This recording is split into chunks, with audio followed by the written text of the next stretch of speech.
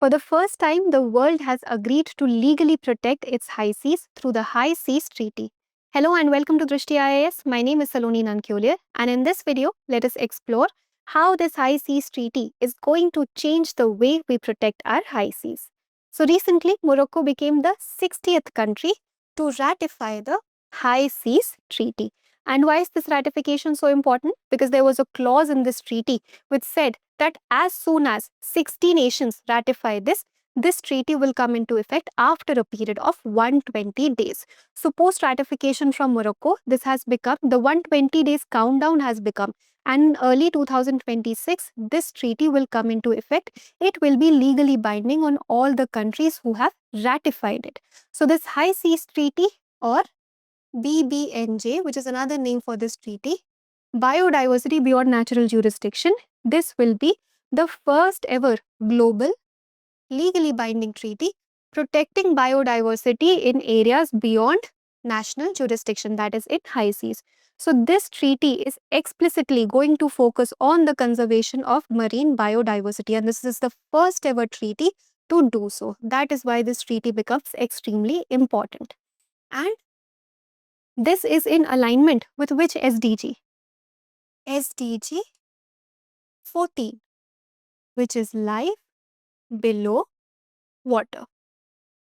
SDG 14 as well as the 30 by 30 target. Now, what is the 30 by 30 target? 30 by 30 target aims at protecting 30% of Earth's land and sea by 2030. And this was adopted at COP 15 of the Convention on Biodiversity. So because this treaty focuses with the conservation of marine biodiversity, this is in alignment with SDG 14 as well as the 30 by 30 target. And after the completion of 120 days, this treaty will be legally binding on all the countries who have ratified it. So now there are two terms here.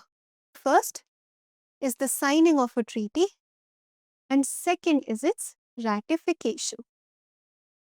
So you sign a treaty and then you ratify it. What is the difference? Signing a treaty simply expresses our interest or our intent to join that treaty. If it is in alignment with our country's vision, if we are okay with the goals, objectives, the clauses that have been discussed in the treaty, we can simply sign the treaty. So let's say our Prime Minister goes to a conference and the clauses of a treaty are discussed and he feels that it is in alignment with India's broader goals and visions also, then he can simply sign the treaty. But as a next step, when he comes back to India, the ratification is going to happen at the level of the Parliament. So it will be discussed at the Parliament, and if the Parliament approves the treaty, if the Parliament approves of the clauses of the treaty, then ratification will happen. That approval is known as ratification, which means that now India will be legally bound to comply with the clauses of the treaty. So till signing phase, it is not legally binding, but at the phase of ratification, a treaty becomes legally binding on a country. In fact, the country will also have to enact domestic laws to implement the rules and regulations, the clauses which have been mentioned in the treaty. So till now, what is India's status? India has signed the treaty, but it has not ratified it.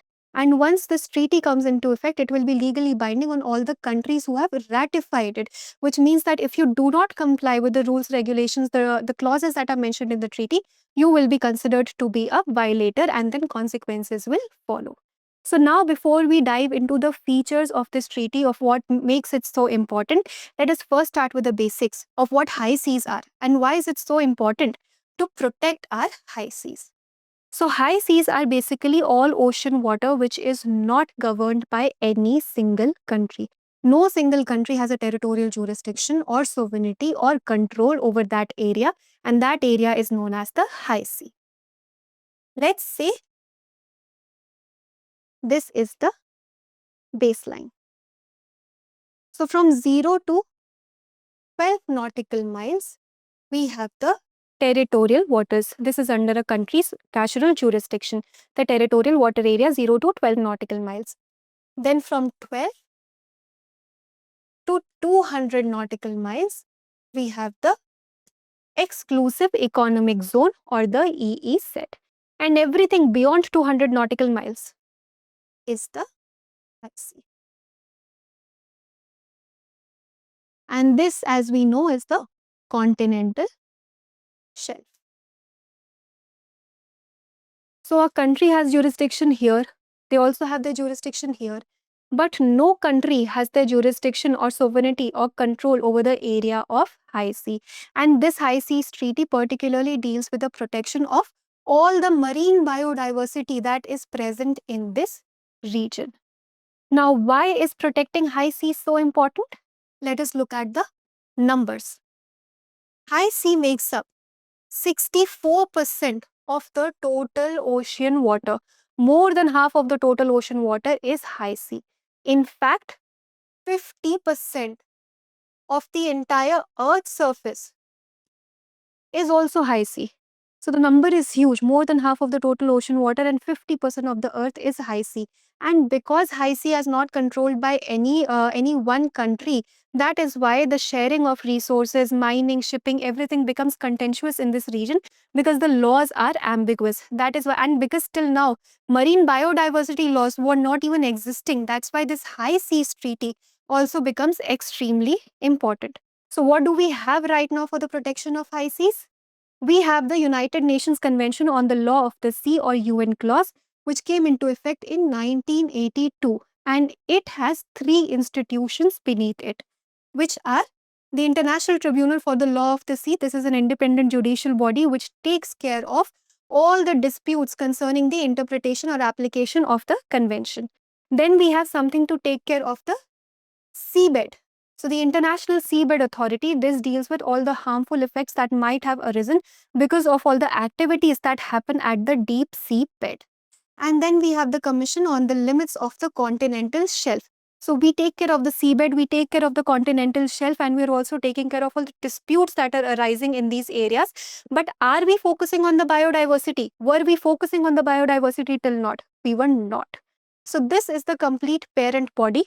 Under this, now we have another treaty, which is the High Sea Treaty, or BBNJ. And now this will be focused exclusively on the conservation of marine biodiversity. Now let's look at the key features of this treaty. What are we going to do in this treaty? First and foremost, we will be able to declare marine protected areas. Marine protected areas, or MPAs. So a country, if it feels that there are some areas in the marine spaces which needs to be protected, so these are like national parks inside the sea. If they require extreme protection, then in that case, that country can just recommend that area to be a marine protected area, and then we'll have the conference of parties. The conference of party for these high seas treaty. First of all, a scientific committee is going to evaluate our proposal. And after the proposal is evaluated by that committee, it will go to the COP, and the COP is going to, based on voting, it is going to decide if that area will be designated as a marine protected area or not. And if it is designated as a marine protected area, then extreme level of protection is going to be provided to that area and the biodiversity that is present in that area. That is why MPAs become very important.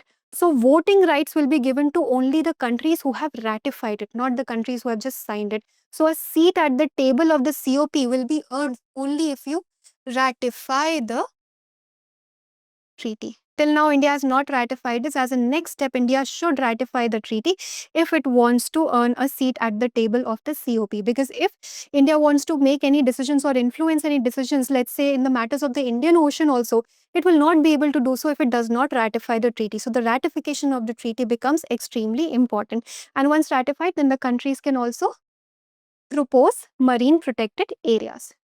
Then environmental impact assessment will need to happen for all the activities that are going to severely affect the high sea area, even if they originate at the national jurisdiction, at the territorial jurisdiction. But if they have an impact on the high sea, they will have to undergo environment impact assessment. So all the countries will have to undergo an environment impact assessment for all these activities. Let's say if you have deep sea mining or any other activity which is going to affect the area, let's say all these optical fibers, all the telecommunication optical fibers, they are also hugely concentrated in the seabed area. So any activity of that sort, if it needs to happen and it is going to impact the high sea, then environment impact assessment is going to happen. Then fair sharing of the benefits of resources, these marine resources, these genetic resources, is going to happen, because no one country has the jurisdiction over this. So high seas belong to everybody and nobody at the same time. So all the resources, all the benefits arising of those resources, they will have to be equitably shared with all the countries, developed nations, developing nations, vulnerable nations. All the countries will be reaping the benefits of all the resources, all the genetic resources, all the biodiversity resources of the high sea. And then capacity building and technology transfer is also going to happen. Developed nations will have more resources, developing nations will not have as many resources. So technology transfer is also going to happen. Capacity building is also going to happen. All this will happen to take care of the biodiversity and to reap maximum benefits of the biodiversity from this high sea area. So these are some features of this treaty. Now let us look at the position of the global powers. Where do they stand when it comes to the signing and ratification of the treaty? For India, we already discussed, India has signed but not ratified. Then we have US, China, Russia and Japan, because these are some major players in the maritime industry. So their status matters.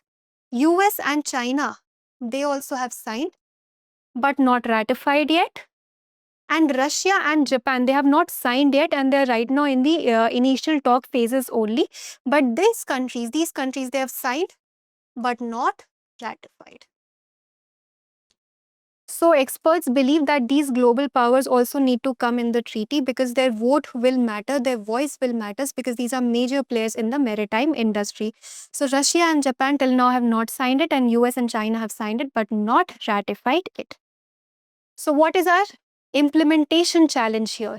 Implementation challenge, first and foremost, a lot of R&D needs to go here, a lot of collaboration needs to happen here, because we saw in the UNCLOS we have something for the seabed, we have something for the continental shelf, we then have for something for the disputes also.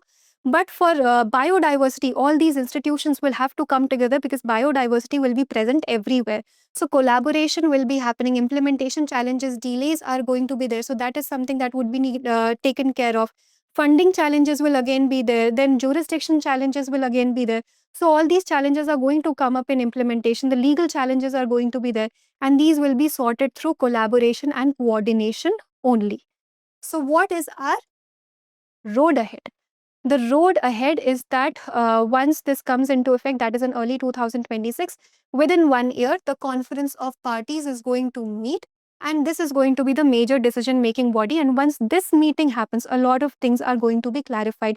The laws will be clarified, the implementation is going to be clarified, from where the funding will come is going to be clarified, how the legal challenges will be taken care of will be clarified, how are you going to share these resources will be clarified. So all the nations will have to come together and collaborate, and India should also must ratify the treaty before that COP is constituted, so that India also has a seat at the table of COP.